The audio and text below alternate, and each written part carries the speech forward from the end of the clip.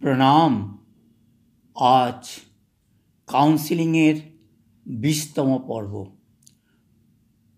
সমস্যা বর্তমান সমাজ ব্যবস্থায় পাহাড় প্রমাণ। আর এই সব সমস্যাকে পার করতে করতে জীবনও পার পেয়ে যায়। এই হলো সময়ের নিয়ম। সময় নিয়মে বাঁধতে চায়, কিন্তু আমরা সময়কে নয়, অন্যকে বাঁধতে চাই। ভালোবাসার সুতোতে কখন ছিঁড়ে যায়, কখনো ছেড়ে না। গিট দিয়ে দিয়ে ছেঁড়াকে জোড়া লাগিয়ে প্রেম নদীতে সাঁতার কাটি। কখনো ডুবি, কখনো ভেসে উঠি, তবুও পার পাই না। বর্তমান শতাব্দী অনেক কিছু দিয়েছে, সঙ্গে অফুরন্ত প্রেমও দিয়েছে, কিন্তু সন্তুষ্টতা দেয়নি। তাই আজ যা, কাল তা নয়। আলো অন্ধকারের খেলা দেখবে কে? সবাই ম্যাজিকের বক্সে আবদ্ধ। এই দেখলো বেলুন, আবার পরক্ষণে পায়রা, জ্যান্ত পায়রা। ধরি ধরি মনে করি, ধরতে গিয়ে আর পেলাম না। এই রোগ ভয়ানক রোগ, সংক্রমণও হয়। ওষুধ, থেরাপি, ব্যায়াম ইত্যাদি কোনোটাই কাজ দেয় না। ধরলে বিপদ, না ধরলেও বিপদ। মানসিক অবসাদ যেন জোয়ারের জল হু হু হু করে বাড়ছে। লাটাই আমার হাতে, ঘুড়ি অন্যে কেটে নিয়ে গেল। মন যুদ্ধ করছে, প্রতিশোধের আগুনে জ্বলছে। ল্যাং মেরে আবার ল্যাং খাচ্ছে। ঘোড়ায় ওঠার সময় বারবার পড়ে গেলে প্র্যাকটিসটা ভালোই হয়। এরপর লাগাম আমার হাতে, দৌড়াও ঘোড়া দৌড়াও। লাগামটা ধরতে পারি না। যখন রিলেশনশিপের ব্রেক থেকে মহাযুদ্ধ চলতে থাকে ঘরে ও বাইরে, তখন মনের লাগামটা আমরা ধরে রাখতে পারি না। ব্রেক থেকে আসে অবসাদ, হিংসা, ঈর্ষা, ঘৃণা, যা মন ও শরীরের জন্য ক্ষতিকারক জানা আছে, কিন্তু এই চক্রবুজ্জ থেকে বেরিয়ে আসার পথ জানা নেই। তাই তো আত্মহত্যার প্রবণতা বাড়ছে। কেউ কেউ নতুন পথ খুঁজে নিচ্ছে। এই কি জীবন? রিলেশনশিপের জন্য কতজনের জীবন ব্যর্থ হয়ে গেছে তার হিসেব নেই। আবার উত্থানও হয়েছে। এমতো অবস্থায় সব ঠিক থাকলে ভালোই, আর বেঠিক হলে অহেতুক মন খারাপের সমস্যায় আক্রান্ত না হয়ে নিজের কাউন্সেলিং নিজে করুন। কেন ব্রেক হলো বা বারবার ব্রেক হচ্ছে, কোথায় কোথায় সমস্যা, এবং তা ঠিক করতে হলে কী কী করা দরকার।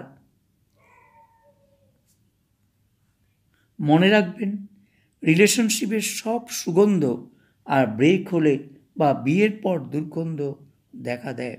সেই জন্য কথায় আছে, ভাবিয়া করিও কাজ, করিয়া ভাবিও না।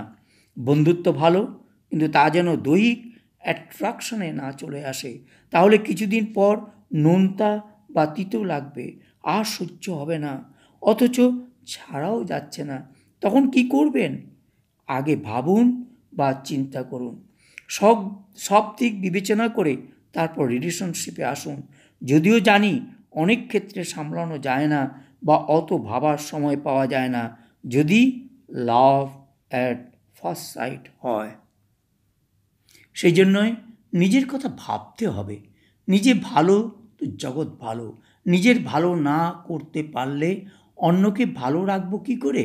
যে কোনো স্টেপ দেবার আগে ভাবিয়া করিও কাজ, করিয়া ভাবিও না। এক্ষেত্রে সেলফ কাউন্সেলিং খুবই উপযোগী। প্রতিদিনের চেকিং চার্ট লেখার অভ্যাস এক্ষেত্রে খুবই সহযোগী ভূমিকা পালন করে থাকে। যেমন নিজের গুণগুলি কী কী, ডিফেক্টগুলি কী কী, কেন রিলেশনশিপে যেতে চাইছি, কেন ব্রেক আসছে, যখন ব্রেক আসে তখন আমার মনের অবস্থা কী রকম হয়, আমার দৃষ্টিভঙ্গি কেমন, ইচ্ছাগুলি কী কী, নেগেটিভ না পজিটিভ ইচ্ছা, কোনটা বেশি কাজ করে, আমি অন্যের দেখাদেখি প্রলোভিত হই কি না, আমার কী কী করা উচিত, কী কী করা উচিত নয়। তারপর নিজেকে নিজে কারেকশন করুন। নিজেকে নিয়ে নিজে গবেষণা করার আনন্দই অন্যরকম। দেখবেন খুব চমৎকার ফল পাচ্ছেন। ঘটনা হলো এই, আমরা অন্যের কারেকশন চাই, নিজের কথা ভাবি না। হওয়া উচিত নিজের কারেকশন। তাহলে এত মানসিক সমস্যা, নেশা, অপরাধ, আত্মহত্যা ইত্যাদি বৃদ্ধি পেত না। রিলেশনশিপ মানে এক্কা দোক্কা খেলা নয় বা গোলক ধাঁধায় জড়িয়ে পড়া নয়। রিলেশনশিপ হলো একটা কমিটমেন্ট, একে অপরের পরিপূরক হয়ে ওঠা। সেই জন্য বলা হয় ফ্রেন্ড, ফিলোসফার অ্যান্ড গাইড। হাতে হাত ধরে চলার বার্তা বা বাহক হলো প্রেম। শুদ্ধ প্রেম বা শুদ্ধ রিলেশনশিপ ছাড়া এ হতে পারে না।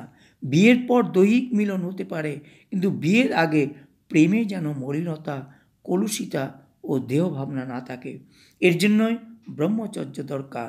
আর সহজ রাজযোগ ধ্যানের অভ্যাসী হতে পারলে মন চঞ্চল হবে না, মনকে নিয়ন্ত্রণে রাখা যাবে এবং জীবন আনন্দময় হয়ে উঠবে। ঘর হবে মন্দির, আর সেই মন্দিরের দেবতা হবেন আপনারা যদি প্রেমকে প্রেমময় করতে পারেন। আসবে বাধা, আসবে সমস্যা ও আসবে তুফান, তবুও ভেঙে না পড়ে এগিয়ে চলুন, কারণ জীবনটা আপনার। গড়বেন আপনি, ভাঙবেনও আপনি। এর জন্য অন্য কাউকে দায়ী করে অবসাদে চলে যাবেন না। নিজেকে নিজে দোষারোপ নয়, সংশোধন করতে হবে। মনের দৃঢ়তা, শৃঙ্খলা, মর্যাদাবোধকে জাগাতে হবে। লক্ষণ রেখা যেন ক্রস না হয়। তাহলে দেখবেন প্রেম জীবনে ফুল ফুটাবে, কাঁটা নয়। আজ এতটুকুই। ধন্যবাদ।